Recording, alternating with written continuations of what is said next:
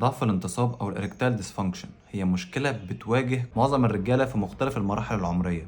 في منهم اللي بيواجه المشكلة دي من سن صغير لأسباب كتير هنتكلم فيها، وهو حتى عازب ممكن وهو متجوز، فهو ملهاش معيار معين وملهاش ملكة. يعني مشكلة ضعف الانتصاب ده من الأمراض اللي هي ليها أسباب كتير نفسية وعضوية. في الفيديو ده هحاول إن أنا أسرد لكم القصة كاملة وإيه الحل وإزاي نتفاداها، وإن شاء الله كل راجل اللي بيتفرج على الفيديو ده هيستفيد. الأول لازم نفهم إن ضعف الانتصاب هو عدم القدرة في الحصول على انتصاب صحي وقوي لأداء جنسي مرضي. كل ما تزيد الصلابة وتزيد المدة اللي يفضل فيها القضيب منتصب، بالتالي بتزيد المتعة بالنسبة للراجل والست. في دراسة كده في جامعة ماساتشوستس الأمريكية بتقولك إن سنة 1995 كان توتال الرجالة اللي في العالم ده كله الموثق وتم تسجيل إن عندهم ضعف انتصاب كان حوالي 152 مليون راجل. ده وقتها في التعداد السكاني العالم كله سنة 1995. بالنسبة بقى ل 2025 النسبة دي وصلت لكام؟ والله بيقولك وصلت لقرب النص مليار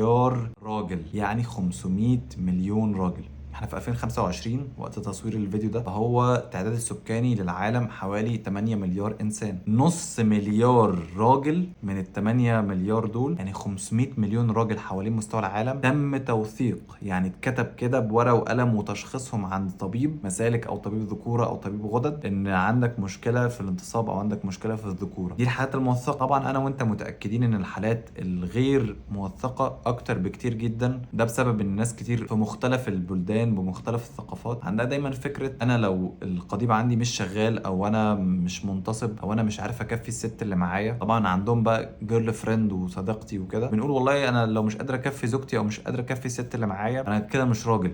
المجتمع كله طبعا وحد عارف بس شافك حتى وانت نازل مع عند الدكتور اللي انت بتكشف يعني عنده، تحس ان العار بيجري وراك في كل حته، وتحس ان زوجتك معاملتها ليك اتغيرت. تلاقي ان الموضوع كده فيه هاله من العار والاحساس كده بالقله، انك قليل، انك مش راجل كفايه. بتحس كمان ان الرجاله كلها تمام وسليمه ومية مية، والمشكله دي فيك انت بس. لو انت بتعاني من المشكله دي بشكل كامل او جزئي، لان هو طبعا يعني الانتصاب في منه انواع. انتصاب لدرجه 90 هو يعني منتصب اشد حاجه بزاويه مثلا شويه بيبقى 60 او 45، وفي اللي بيبقى يعني ضعف انتصاب خالص اللي هو القضيب مش بينتصب نهائيا، بيفضل مرتخي. احب اقول لك ان انت مش لوحدك، وان في رجاله كتير بتعاني من المشكله دي، وان المرض مش عيب. احنا عايزين نفهم وعايزين نبقى واعيين. المرض يا جماعه مش عيب، محدش بيختار المرض بتاعه، محدش عايز يبقى عنده مرض او ليبلد كده، يعني مكتوب كده ان انت عندك واحد اتنين تلاته. محدش بيحب كده. اكيد جات له الاسباب ما كانش يتمناها، سواء كان غصب عنه او بمزاجه بسبب جهله، وهنتكلم في النقط دي. زمان في ايام التسعينات والسبعينات والثمانينات انا اظن ان المشاكل كلها كانت معظمها نفسيه، وكان اصلا صعب قوي في مشاكل نفسيه زمان لان الحياه كانت بسيطه، الطبيعه كانت منتشره اكتر، ما كانش فيه تكنولوجيا والكاميرات بقى والموبايلات والسوشيال ميديا، ما كانش فيه نوع المقارنه الموجوده زي دلوقتي. يعني دلوقتي احنا مثلا واحد في دوله من دول العالم الثالث مش واصل له اصلا كهرباء ولا ميه، ممكن وهو ماسك تليفونه يشوف واحد في دوله من دول العالم الاول في اوروبا او في امريكا، يشوف اللايف ستايل بتاعه ويشوف الفلوج، يشوف حياته بقى اليوميه وهو بيصحى وعايش في بيت عامل ازاي، والسرير اللي بينام عليه. وبتوصل الناس بتصور السرير اللي هي بتنام عليه حرفيا. يعني شوفوا يا جماعه اتفرجوا على سريري. فمن العرب ومن الاجانب يعني الاثنين، نازل امشي الكلب وبنط في البسين وراجع من الشركه والكلام من ده. فبقى المقارنه بقت عاليه قوي قوي قوي الفتره دي والزمن ده. احنا بنقارن فورمتي بفورمه غيري، صحتي بصحه غيري، نوع تليفوني بتليفون غيري، مرتبي ومرتب غيري. زمان ناس كانت بسيطه، كل واحد عايش شغال وظيفه واحده، متجوز وعنده بيته ومخلف عيال، الاكل رخيص والحياه جميله، مفيش تضخم مفيش غلو، الدنيا سهله وبسيطه خالص. فصعب ان يبقى في ستريس او يبقى عندك مرض وتحس بالنقص، ان انت شايف انت تمام، انا 100 100 انا راضي. لكن لما دايما افضل اظهر قدامك الحاجات اللي ناقصاك انت تحس ان انا حياتي زفت، انا ما بشوفش غير اللي ناقصني بس طول ما انا بقلب في الموبايل. موضوع ضعف الانتصاب ده بلس طبعا المشاكل النفسيه والضغط والستريس والكلام ده كله، هنتكلم في التفاصيل دي. لازم تبقى فاهم ان القضيب هو نسيج رخو، يعني ما بينتصبش، ما بيبقاش قوي ويبقى زي الخشبه غير بمساعده القلب والجهاز العصبي وضخ الدم، لانه هو زي ما قلنا هو نسيج رخو، ولما بيتضخ فيه دم ده بيخليه مشدود وقوي. زي مثلا عارف انت لما تبقى دراعك مرتخي وانت قاعد مرتاح، غير اما تمسك مثلا دمبل او تمسك بار وتقعد تلعب كتير، تحس ان انت لا انا العضله اتضخ فيها دم فهي كبرت بقت بامبت بقت ناشفه، غير اما انت قاعد يعني مأنتخ على الكنبه مثلا مثلا او على السرير مش هتبقى ناشف ومش هتبقى قوي. طيب يا سيدي، عايزين نعرف بقى ايه العوامل المؤثره في مشكله ضعف الانتصاب دي وازاي نتغلب عليها. هنعيل الاثنين. اول حاجه بتاثر على الانتصاب هي مشاكل البروستاتا. مشاكل البروستاتا واحتقان غدة البروستاتا، واحتقانها او تضخمها، في مرض مشهور اسمه البناين بروستاتيك هايبربليجيا او تضخم البروستاتا، وده بيسبب الم كبير جدا واحتقان وتدخل الحمام او بتتبول يعني. فده بيأثر على الانتصاب، يعني بيحسسك اصلا بحاجه اسمها painful erection، يعني انتصاب مؤلم، تحس بوجع، تحس بحرقان كده، يعني في نار لما تيجي تقذف، حتى ان في نار في المجرى بتاع القضيب. طبعا ده مش احساس طبيعي، انت المفروض انت يعني لما بتقذف بتحس بالمتعه، ما تحسش بالم، ما تحسش بحرقان. ده اول حاجه هتسبب لك ضعف انتصاب، وهي ربط المتعه وربط الانتصاب بالالم بتاع مشاكل البروستات. تاني حاجه هو السمنه المفرطه والوزن الزايد، خاصه لو انت عندك مثلا مقاومه انسولين، السكر من النوع الثاني او السكر من النوع الاول، اللي هو بتاخد حقن انسولين خلاص انت البنكرياس ما عادش شغال. تحس باوقات كتير قوي ان القضيب بتاعك مش بنفس كفاءته زي ما كنت زمان قبل ما يجيلك السكر، مش هتحس ان انت بنفس قوتك او بنفس الصلابه اللي انت كنت فيها، بسبب ان الاعصاب والاوعيه الدمويه مرهقه وممكن تكون دامجد اصلا او بايظه. هو الفكره كلها اصلا عباره عن اعصاب وضخ دم. انت لو اعصابك فيها مشاكل، يعني انصحك حتى ان انت تاخد فيتامين بي 12 اللي هو فيتامين بي 12، سواء على هيئه قراص او فيلم على اللسان او حقن. يعني بلاش ابعد عن الحقن عشان انت كده كده بتتشكشك مش ناقص، بس ركز دايما في حته الاعصاب وحته ان انت تبقى واكل كويس ومظبط سكرك عشان الانتصاب بتاعك يبقى احسن. طب تضخم البروستاتا حله ايه؟ حله ان انت تاخد دي اتش تي بلوكر او مثبطات لهرمون الدي هيدروتستيرون، ودي موجوده في ادويه كتير زي الفينسترايد، دوتاسترايد او اي بديل ليهم. المهم ان ده يثبط لك هرمون الدي اتش تي المسؤول عن تضخم البروستاتا، وبالمره كده هو يعني بيستخدم برضه في علاج تساقط الشعر. فلو انت عندك مشكله في تساقط الشعر والهير لوس او الصلع الوراثي، فهو بيخش في البروتوكول بتاع علاج تساقط الشعر مع المينوكسيديل ومع الديرمارولر ومع الفيتامينز ومع الليله دي كلها. فهو يعني بتضرب عصفورين بحجر واحد. ثالث مشكله بتاثر في الانتصاب وهي الهايبوجوناديزم او قصور الغده التناسليه، وهي ان الخصيتين ده عند الرجاله طبعا بيبقى مش قادره انها تفرز تستوستيرون، او مش قادره ان هي تضخ هرمونات تكون السائل المنوي وتكون الحيوانات المنويه بشكل طبيعي. ده بيبقى الغدد بتاعتك مش قادره تشتغل بكفاءتها. ده ممكن يرجع بسبب ان انت ما بتنامش كويس، عندك مرض مزمن، عامل وراثي برضو، معظم عيلتك وقرايبك عندهم مشاكل في الهرمونات وفي توازنها في الجسم. فده طبعا بيأثر على مودك، ولما مودك بيبقى متأثر او يبقى فيه مود سوينجز كتير، انت شويه فرحان شويه مكتئب شويه زعلان، فده بيسبب ان انت مش رايق. الموضوع بتاع الجنس او بتاع الانتصاب ده كله بيعتمد اصلا على المود والمزاج، ان هو الغرض الاساسي منه هو بجانب التكاثر يعني هو المتعه. انت مستحيل تستمتع لو انت مش رايق، ولو انت الاستريس ليفلز عندك عاليه، لو انت عليك اقساط، عليك ديون، شاغل بالك بمشكله كبيره في الشغل، داخل في شراكه وفي مشاكل مع شريكك في الشغل، عندك مشاكل مع زوجتك اصلا او مع شريكتك، زوجتك مش بتثيرك بالشكل الكافي، او انت بتتكسف ان انت تقول لها على ايه الحاجات اللي بتعجبك، وانت بتشوف مثلا حاجات سواء في الافلام او في الحاجات الاباحيه او كده عايز تجربها معاها، ولو هي بترفض انت بتشوف ان لا انا عايز استمتع زي الفيديوهات دي، ترجع للاباحيه. دي كلها عوامل يعني بتاثر جدا في الانتصاب بتاعك. امراض الضغط والقلب، ياما سمعنا عن مشاكل الناس اللي عندها القلب والناس اللي عندها مشاكل الضغط ان يعني حياتهم الجنسيه تقريبا منتهيه. طب وده ليه؟ ده بسبب ان مفيش ضخ دم. القلب وخاصه البطين الايسر اللي هو اسمه الليفت فنتركل اللي بيضخ الدم للاورطه، والاورطه دي بتضخ الدم طبعا للجسم كله. انت لما تبقى في حاله استثاره، الدم ده المخ بيبعت اشارات ان الدم ده يتضخ للقضيب والخصيتين عشان تجهز وتنشط وتبقى في حاله اكتيفيتي، عشان تبقى جاهزه ان بعد سيكشوال انتركورس او بعد عمليه العلاج يحصل قذف. ده الشكل الطبيعي لاي انسان. لكن لو انت عندك مشاكل في صمامات القلب، مركب دعامه، عندك مشاكل في الضغط، او ملخبط ادويه الضغط بتاعتك والاقراص بتاعت الضغط مش بتاخدها في ميعادها، او بتاخد جرعه مش مظبوطه، فانسى حوار الانتصاب ده تماما. معانا كمان ارتفاع مستوى الكوليسترول، خاصه الكوليسترول الضار اللي هو ال دي ال او لو دينستي لايبوبروتين. احنا عندنا الكوليسترول نوعين، في ال دي ال زي ما قلنا، وفي الاتش دي ال اللي هو الهاي دينستي لايبوبروتين. وصدق او لا تصدق، هو الهاي دينستي لايبوبروتين او الاتش دي ال هو ده الكوليسترول النافع، ده اللي الجسم بيحتاجه وبيستخدمه وبيجي اصلا عن طريق مصادر اللي هي الهيلثي فاتس او الدهون الصحيه زي الاوميجا 3، زي زيت الزيتون، بيض، الاسماك، اللحوم، المكسرات. طيب وهتقول لي يا عم الكوليسترول ده بيفيدني في ايه؟ الكوليسترول ده بيفيدك في ان هو يصنع تستوستيرون. التستوستيرون يعني طاقه اعلى، تحفيز، تحس انك نشيط كده وعندك باور، طبعا رغبه جنسيه وليبيدو اعلى بكتير، وبالتالي ده يؤدي لانتصاب احسن. فانت اهتم قوي بحته الكوليسترول بتاعك دي، واعمل تشيك اب كده كل فتره لو انت عندك مشاكل فيه.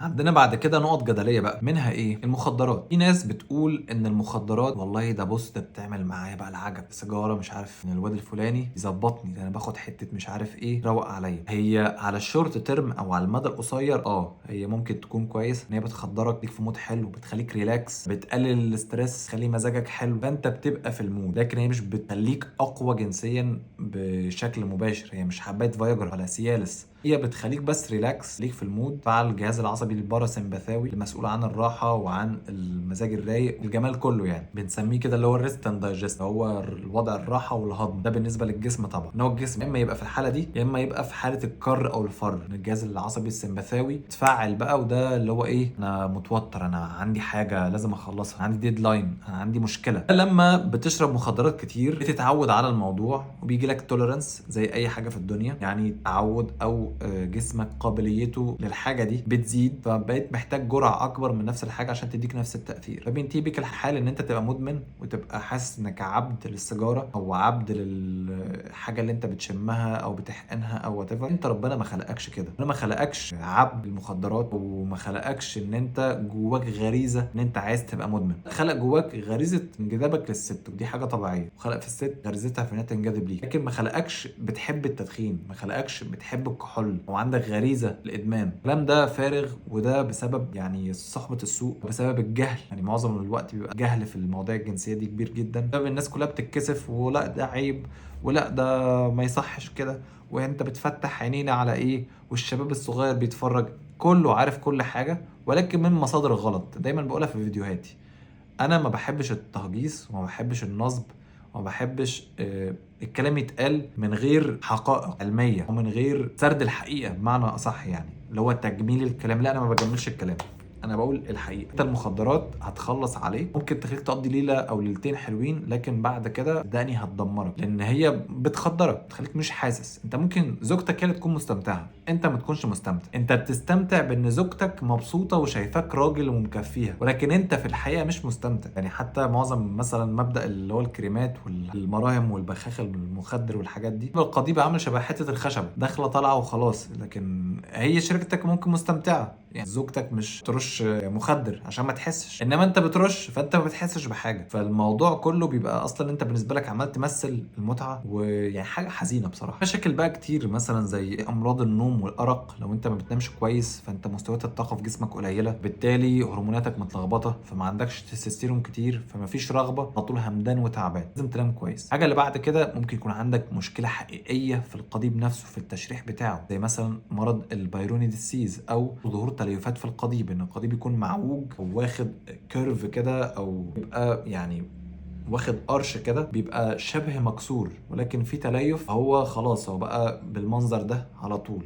ممكن يكون احيانا حادف لشمال شويه، يكون حادف ليمين شويه، لكن هو طبيعه الانتصاب الطبيعي هو يبقى مستقيم، القضيب يكون مستقيم، ما يبقاش ولا معوج ولا حادف يمين ولا حادف شمال، في بزوايا معينه عادي، طالما انت مش حاسس بالم. ما يبقى في انتصاب كامل ما تحسش بالم، ما تحسش باحتقان، مش ان انت يعني قضيبك بيتعصر، ده طبيعي وتمام و100 100. مشكله التليف دي للاسف يعني ملهاش علاج دوائي، في حاجات بتتسوق لها زي الكريمات، زي المراهم، كولاجين، مش عارف ايه، بس انا اظن هو ليها علاج جراحي فقط، او ان انت تركب مثلا دعامه. فهل دي فيها مشكله؟ هي فيها مشكله ان انت لو عملتها مع حد مش متخصص، او ان انت استرخصت، يعني لان هي عمليه معقده ومش سهله، والمكان ده بيبقى حساس جدا وما بيلتئمش بسهوله، ممكن يحصل فيه تشوه. اعمل تشيك اب كويس قوي، واعمل ريسيرش كويس ودور واسال اكتر من دكتور القصه دي قبل ما تعمل العمليه الجراحيه دي. عندنا بعد كده ادويه الاكتئاب، خاصة التراي سايكليك انتي ديبريسنتس. كل ادوية الاكتئاب اقوى واول عرض جانبي فيها ضعف الانتصاب. مش عايز ادخلكم يعني في بيولوجي كتير واقعد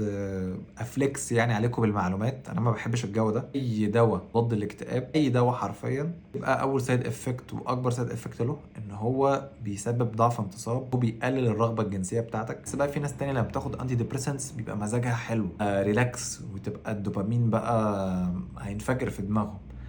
فخد بالك نتيجة ان هو رايق عشان اخد ادوية مضادات الاكتئاب بقى في المود وبقى عنده مزاج ان هو يمارس علاقة. لكن الحقيقة ان مرة في مرة، اسبوع ورا التاني ورا التالت، في شهر في التاني، هيلاقي ان خلاص هو بقى حرفيا دماغه ما عادش بيشتغل، ما عادش بيحصل اي انتصاب وما عادش بيحصل اي متعة. مهما اخدت من الاقراص او الكبسولات بتاعت الانتي ديبريسنتس اللي انت بتاخدها ما عادتش هتجيب نتيجة، والقضيب ما عادش هينتصر. تفتكروا ربنا امرنا بغض البصر ليه؟ ان انت تغض بصرك، يعني ما ترميش عينيك كده، ما تبحلقش ماشي في الشارع عمال تلف وشك يمين وتلف وشك شمال وتبص على دي وتبص على دي، وتشوف في خد دي وتشوف صدر دي وتشوف شعرها وتشوف.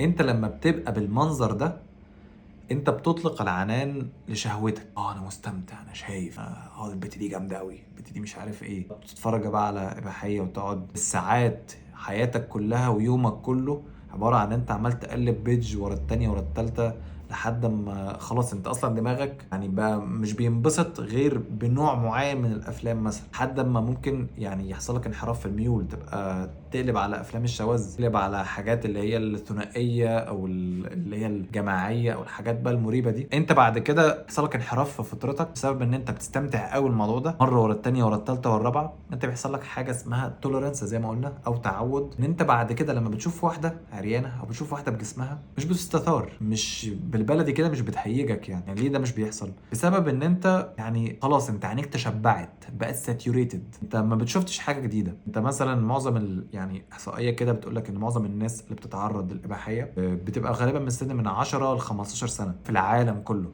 يعني مش في الوطن العربي بس مثلا او بره بس. فتخيل طفل 10 سنين و11 او 12 سنه يتعرض عليه اعلان ويظهر له حاجه من اعلانات اللي البوب اب، او حد في شله في المدرسه ولا في الدرس اللي هو بياخده يقول له بص اتفرج على ده، ويبعتوا لبعض لينكات والكلام من ده. تلاقي ان انت بتتعرض للاباحيه وللمحتوى الاباحي السن صغير قوي، انت مش عارف ده ايه، مش عارف يعني ايه عاده سريه وايه اللي انا بعمله ده. تفتكر ان دي متعه بقى وده كنز ما بيفضاش ما بيخلصش، هفضل اعمل كده مرتين 3 4 5 10 20 مره في اليوم. تيجي بقى السنه ورا الثانيه ورا الثالثه تلاقي ان انت على سن ال 25، شوف بقى احنا قلنا انت بتتعرض للاباحيه من 10 سنين، على سن 25 هو في عز شبابك عز انطلاقك، انت وحش بقى، انت بص المفروض لو اتجوزت تمسك مراتك تقطعها بقى. تلاقي ان لا اصحابك بتوجب معاك في الفرح بحبوب راس مراهم، وتروح تكشف عند الدكتور وتتاكد انا سليم ولا لا، انا الحجم ده كفايه ولا لا، هل انا محتاج مش عارف اعمل ايه،